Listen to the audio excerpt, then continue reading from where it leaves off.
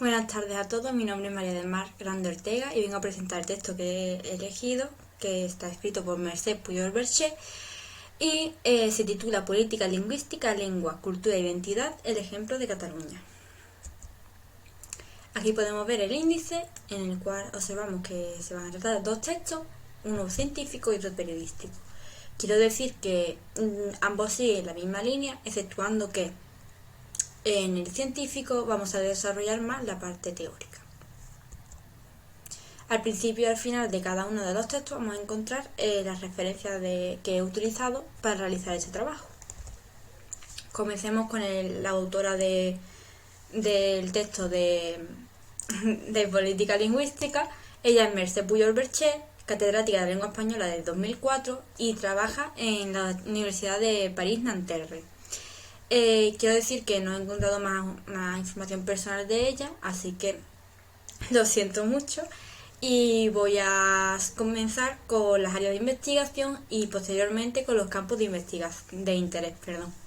En la área de investigación encontramos con que ella se centra en una mezcla de sociolingüística de la migración, multilingüismo, globalización y aprendizaje de lenguas extranjeras. En esta última parte, ella mayoritariamente se centra en el castellano y en el catalán. En los campos de interés, Mercè Pujol se decanta por la adquisición y el aprendizaje de las lenguas para fines específicos, la sociolingüística y el análisis de discurso. Como resumen del texto, podemos decir que nos trata el tema histórico de la lengua catalana hasta la actualidad y nos incluye los factores políticos que han actuado sobre esta lengua y cómo la población catalana ha actuado ante estos factores. Quiero decir que en la actualidad, cuando decimos actualidad en este texto, se refiere a cuando realizó la autora el texto, perdón por repetirme. En ese momento, el que estaba al poder del gobierno de Cataluña era Artur Mas. Las palabras clave que he elegido han sido Estado de Autonomía, Estatuto de Autonomía e Identidad. El Estado de Autonomía se refiere a las comunidades autónomas, ya que estas tienen autonomía política y financiera. Esto quiere decir que ellas mismas pueden aprobar leyes, que los reconozcan los estatutos y realizar tareas ejecutivas que propongan esos estatutos. Estos estatutos son los estatutos de autonomía, que son las normas institucionales básicas de cada comunidad autónoma y ciudad autónoma. Estos contienen la identificación de la comunidad autónoma y de su autogobierno, es decir, las razones o las partes por las cuales ellas mismas se gobiernan. También hay que decir que estos estatutos se tienen que venir dentro del ámbito constitucional, es decir, no pueden ser anticonstitucionales. Y escogí también el término de identidad debido a que creo que en cuanto a este tema es bastante importante y creo que deberíamos de centrarnos tanto en el significado 2 como el 3, ya que ambos nos dicen que son rasgos o caracteres propios de una o un conjunto de personas. Eso quiere decir que ellos mismos se caracterizan ver frente a otras personas distintas porque tienen un rasgo en común. O distinto, perdón, por repetirme. Como ya hemos dicho, el texto trata del catalán, de cómo ha ido avanzando con los factores políticos que se han ido dando y con el paso del tiempo, cómo la política lingüística ha ido actuando. Para poder centrarnos en un sitio, vamos a decir, y hay que decir que el texto se sitúa en Cataluña, aunque también se nombra a aquellas comunidades autónomas que comparten lengua, como Valencia y Mallorca, aunque ahora mismo el tema del valenciano está un poquito, que no se sabe si es una lengua distinta o simplemente es una variación del catalán, y también como país que habla catalán, que es Andorra. También se habla de la lengua cooficial del país, en este caso el catalán, y de la lengua oficial, que es el español. Podemos relacionar este texto con la asignatura debido a que se dan factores políticos y sociolingüísticos, políticos y sociales, perdón, como política, se habla de política lingüística, la coexistencia de lenguas y la defensa y difusión de las mismas, como hemos podido ver en los temas 2 y 3. Vamos a comenzar con, como la misma autora comienza, que es con un poco de historia. Ya nada más comenzar, nos introduce una de las palabras claves que escogí, que ha sido identidad, ya que el catalán se considera un elemento de identidad de Cataluña. Hay que decir que durante el siglo XVIII el catalán estaba prohibido, pero aún así las personas, los catalanes, decidieron seguir hablándolo en su ámbito personal. En el siglo XIX el catalán se hablaba con más frecuencia en los ámbitos públicos y ahí empezó el debate de decir la lengua nos identifica o no nos identifica. Entonces ahí fue cuando empezó ese debate a surgir. Y durante este último siglo el catalán fue nutriéndose y fue creciendo como lengua. Ahora entramos en el factor política, que es una de las que más afectó al tema del catalán y cómo fue surgiendo o resurgiendo a pese a las dificultades que se le fue añadiendo.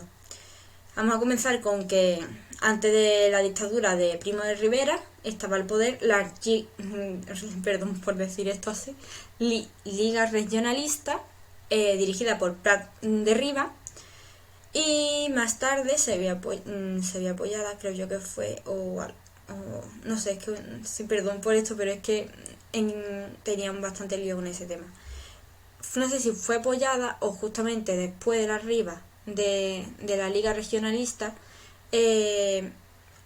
Pompeu Fabra fue cuando creó las instituciones para apoyar el catalán, pero creo que fue cuando estaba la Liga Regionalista al poder.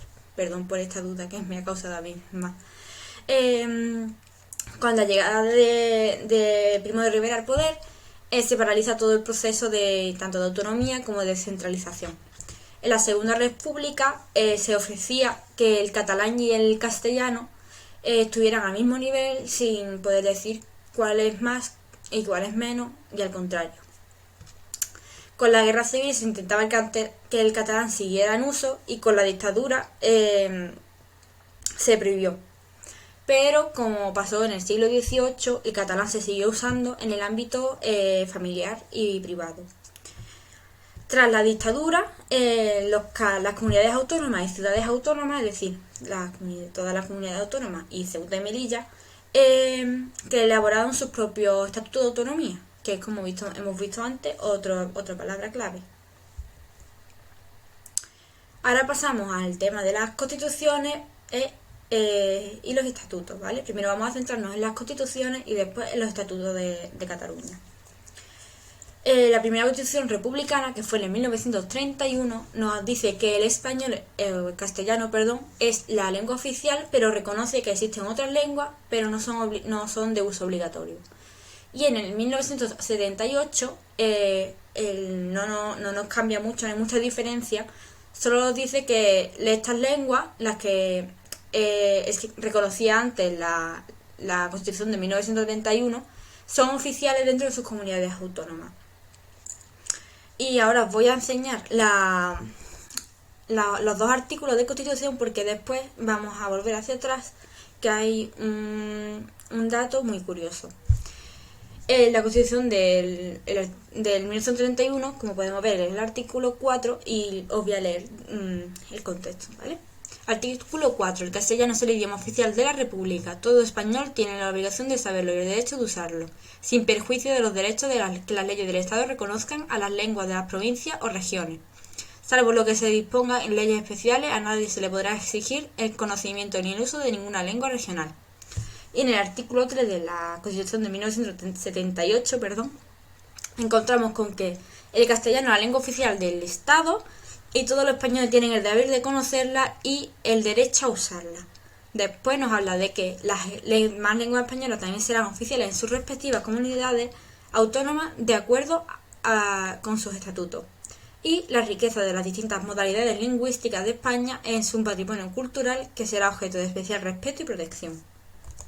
Como he dicho antes de leer ambos artículos, si nos centramos con el artículo 3, la autora nos dice que durante la redacción de este artículo, una minoría catalana se pretendía que todos los ciudadanos que vivían en las comunidades bilingües tenían que conocer su propia lengua, pero esto al final no llegó a su fin y se denegó.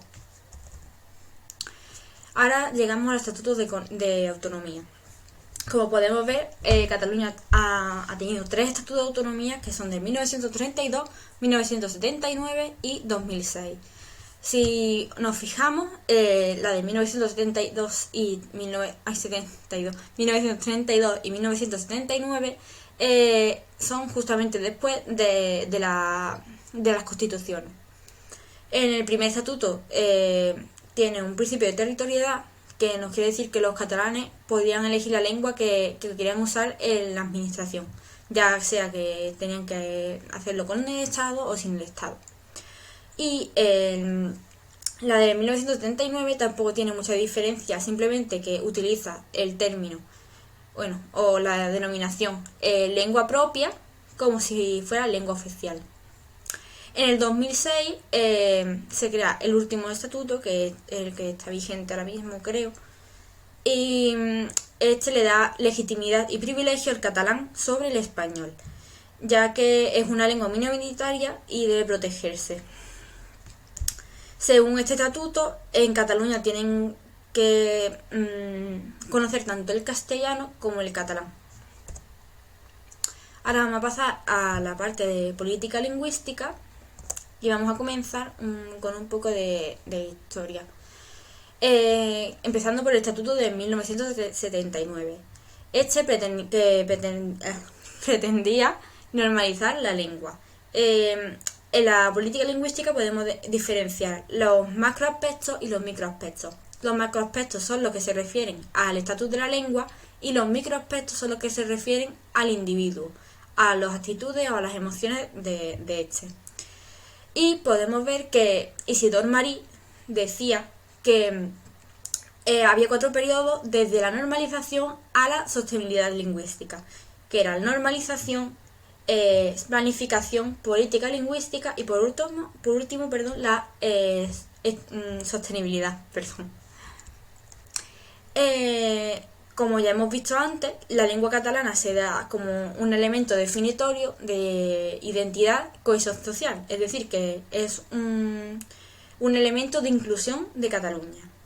En el 2009 el gobierno redactó el Pacto Nacional para la Inmigración que pretendía mostrar la cohesión y la participación de los ciudadanos. Según Merced, esto incluía la inclusión social y por lo tanto para ella eso que era bueno o causaba interés para la nación de Cataluña. Antes de 1980 todos los partidos políticos comenzaron a llevar a cabo las políticas lingüísticas las que se consolidaba la lengua y su uso social. Uno de los partidos políticos fue el que estaba dirigido por Jordi Pujol. El partido de Jordi Pujol siguió con la lucha de la lengua y en el 94 el gobierno central de España empezó a hacer ataques hacia la lengua catalana. Jordi Pujol creía que tanto inmigrantes como jóvenes deberían de adoptar la lengua para llegar a una normalización y así no perderla. Aquí os he puesto también una lista de directores generales de la política lingüística que tenían los diferentes tareas que tienen cada uno. En este caso he puesto 3. Que Aina Moll se dedicaba a la protección de la lengua, Miguel Reniu al proyecto de mejora y plan general de la política lingüística y por último Luis Jou, que se dedicó a sobrepasar un marco legal insuficiente, a dar respuesta de volúmenes migratorios, ser creativo con las nuevas tecnologías y sobre todo tener un trato bilateral con los territorios de la misma lengua, es decir, como ya he dicho antes, del catalán, ahí es el catalán de Cataluña como lugar central, Valencia, Mallorca y Andorra. Ahora vamos a centrarnos desde 2003 a 2006 y después de 2006 hasta el 2010. Se dan 3 razones por las que son importantes estos periodos, que una de ellas es la alternancia política y que tiene entre sus objetivos mejorar el autogobierno, dar más calidad de democracia y mejorar el estatus del catalán. Después se creó un estatuto nuevo en 2005 gracias a Pascual Maragall y a que José Luis Rodríguez Zapatero no se opuso a esta. Y como tercera razón importante es que se dio una respuesta rápida a la inmigración. A partir de 2003 el gobierno crea el PLALIC, que dura de 2003 a 2004 y que pretende que el aprendizaje que se dé el aprendizaje del catalán y no el conocimiento, es decir, que se puede aprender el catalán y no decir conozco el catalán, sino yo sé hablar catalán, o escribir, o leer, eso. El peligro de esto viene cuando el Tribunal Constitucional consideraba que algunos de los artículos de esta Constitución de este estatuto eran anticonstitucionales. Actualmente, como he dicho antes, en aquel entonces Artur Mas llegó a la presidencia y su objetivo principal en cuanto a la lengua fueron velar la política lingüística, seguir con la enseñanza de lengua del catalán, de la lengua catalana en las personas adultas, promocionar el uso social de la lengua y la organización transversal de las políticas lingüísticas.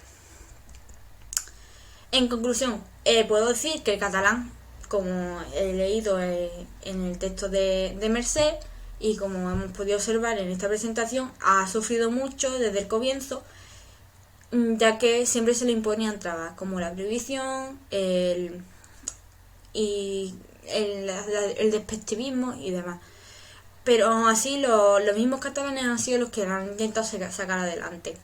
Y también me quedo con, como dije antes, que el catalán a día de hoy y durante muchos años ha sido el símbolo de identidad de Cataluña. En mi opinión, como ya no sé si sabrán notar algunas cosas que he dicho, creo que el catalán es una lengua que puede tener más o menos importancia dentro de España, aunque creo que hay otras lenguas que tienen más más posibilidad de desaparición que el catalán, como el euskera o el gallego, no sé por qué, pero los veo más débiles, por así decirlo, pero no es tampoco la palabra que debería de usar. Entonces creo que el catalán ha sufrido mucho, pero tampoco es la típica la lengua que tú digas va a desaparecer, no, porque la gente, aunque si ven que va desapareciendo, ellos van intentando que resurja. Aquí podemos ver de nuevo la referencia y ahora vamos a empezar con el texto periodístico. Yo he decidido escoger un texto que está escrito por Ana Torres Menárquez y Elisa Silión. Este se llama Así afectarán los cambios en la nueva ley educativa a la vida real de las escuelas. Con esta ley se refiere a la ley CELA. Estas son las referencias y estas son las dos autoras.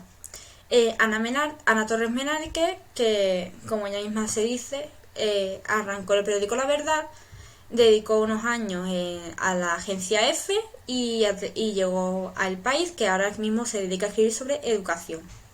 Y Elisa Silió Delibes, que nació en Logroño, está licenciada en Geografía e Historia, Relaciones Internacionales y Periodismo. Actualmente es redactora del diario El País.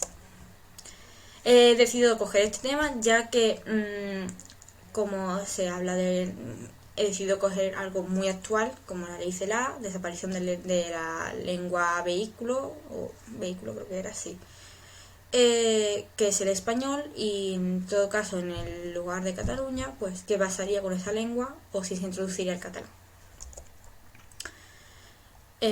Aquí también podemos, es lo que acabo de lengua vehicular, perdón, que debido a que En el texto científico se hablaban de los estatutos de autonomía, de la inmersión lingüística y de la lengua vehicular o de las distintas lenguas que se daban en el momento. Como este es el resumen, que quiero decir que